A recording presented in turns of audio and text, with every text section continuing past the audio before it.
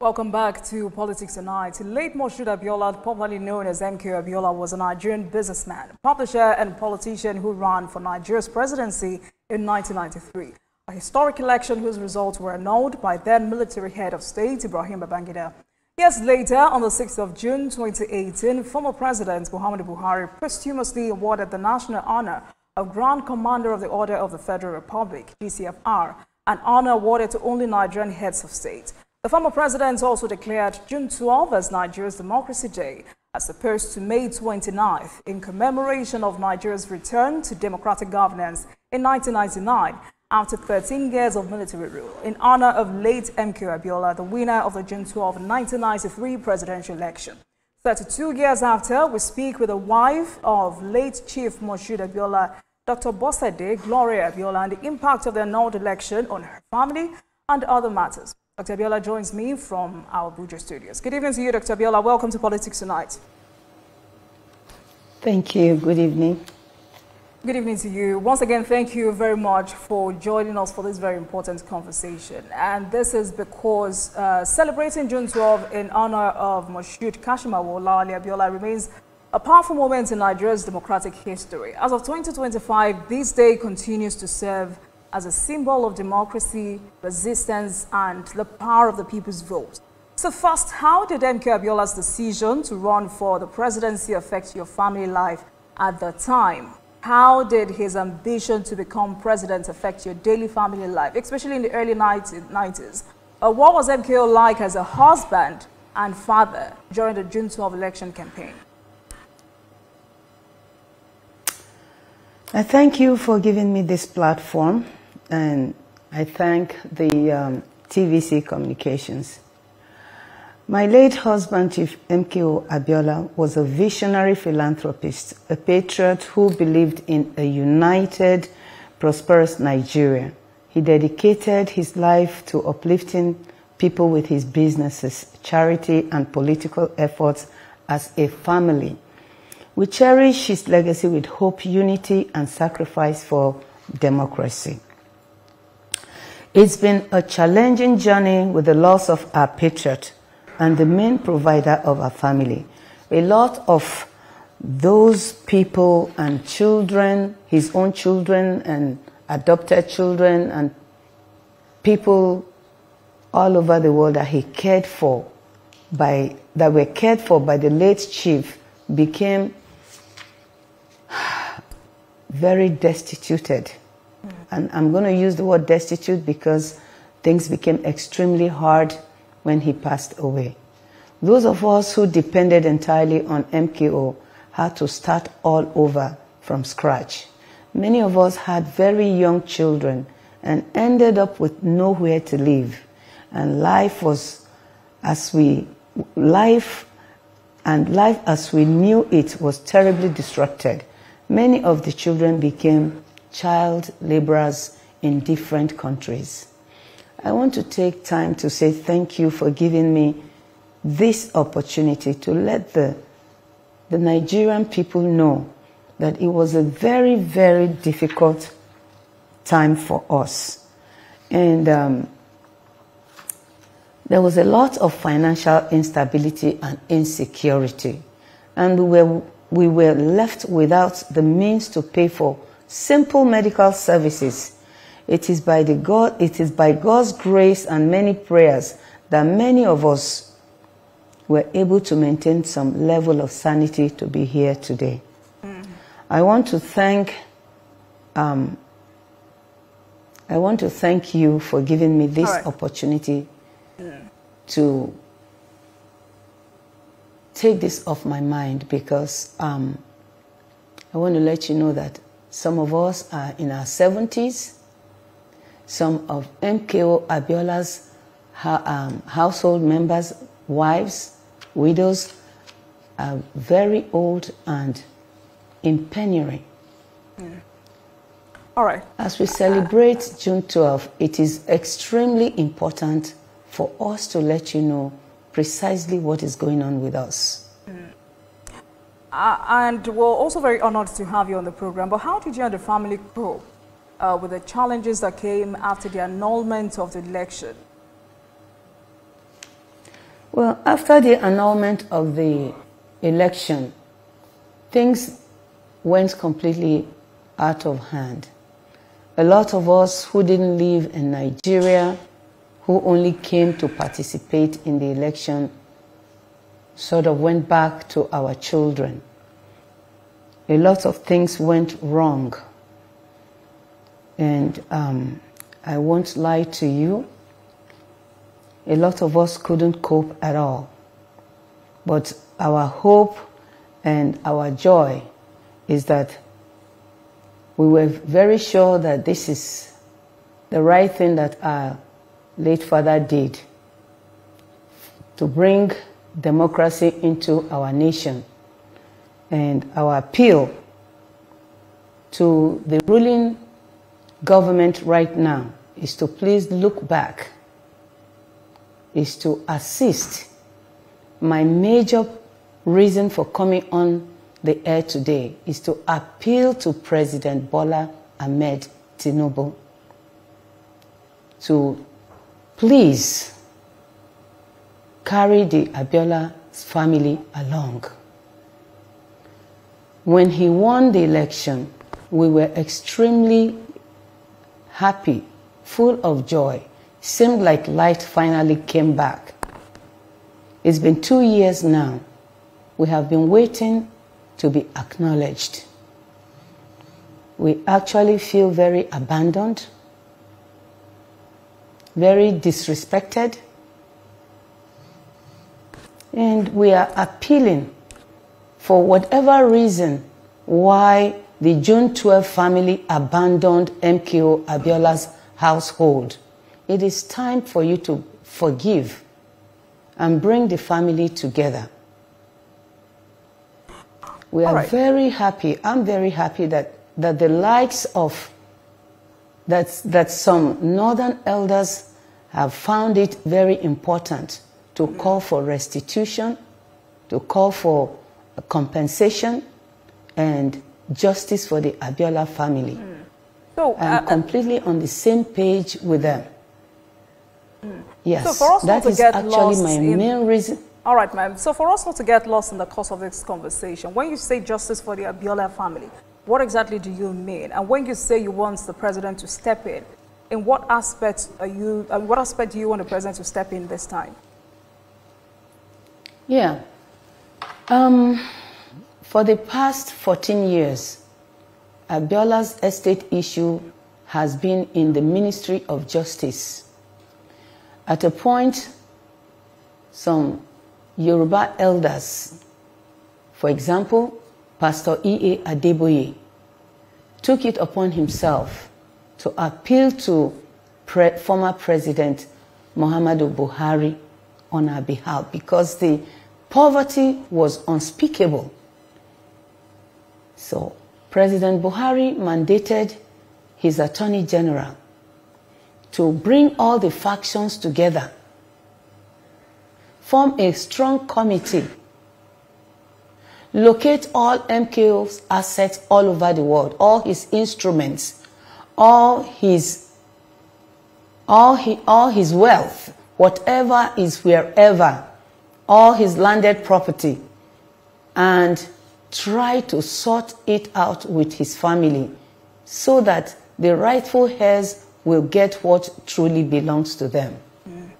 I want to thank former President Buhari for this action and the fact that he found it important to listen to all the petitions that the likes of me wrote to him. I also want to thank former Attorney General Malami Abubakar, who constituted the committee and wrote 15 different letters to Kola Abiola, mandating him to come and sit down as supposedly an administrator of his late father's estate. But to everyone's disappointment, for 14 years, Kola never came to sit with us. We cannot keep celebrating June 12 and laughing and acting like everything is all right. Everything is not all right. If President Bola Ahmed Tinubu finishes his tenure and does not look into our plight, we will not have the right to face any other government, any other future Nigerian government to assist us. This is the rightest time to do this. We have a June 12 Attorney General, we have a June 12 President. The heir is June 12. It is mandatory that we let the world know that things has not been right for the Abiola family. A lot of the women are in penury. A lot of the family members have died of very diseases that can be cured by, some people, I understand, died of poverty, hunger, but we have been hiding, shielding, pretending everything is okay. All right then. Because what you've just told us now is that a lot of the women are living in penury. Abiola's estate has been under penury. Has been under the supervision of the Ministry of Justice. Clearly, because there is so much tension and division within the family. But what have you done in your own little way to, bring the family members together and bring peace to the family? All right then, I'll allow you to answer that question. Kindly hold on, Dr. Abiola. I'll allow you to answer that question after this break. Please stay with us, everyone. Okay. Welcome back to Politics Tonight, everyone. Thank you very much for staying with us on the program. Tonight, we're discussing MKO Abiola and June 12 mandate from the family's perspective. And my guest tonight is Dr. Bosede Gloria Abiola, late MKO Abiola's wife. Thank you so much for staying with us on the program, Dr. Abiola. So before we went on that break, you were telling us about the state of most of the women in the family. And according to you, you've just said that a lot of women in the family are presently living in penury. And you've clearly said this is because there is so much tension, there is division within the family. So I asked, what have you done in your own little way to bring family members together? In my little way, and I wouldn't call it little, I will say, of all the very many wives and widows of late MKO Abiola, I have been very selfless in my fight for justice for all the 77 children of late MKO Abiola and his household. I wrote several petitions from President Olusegun Obasanjo up to the present President Bola Ahmed Tinubu, to whom I wrote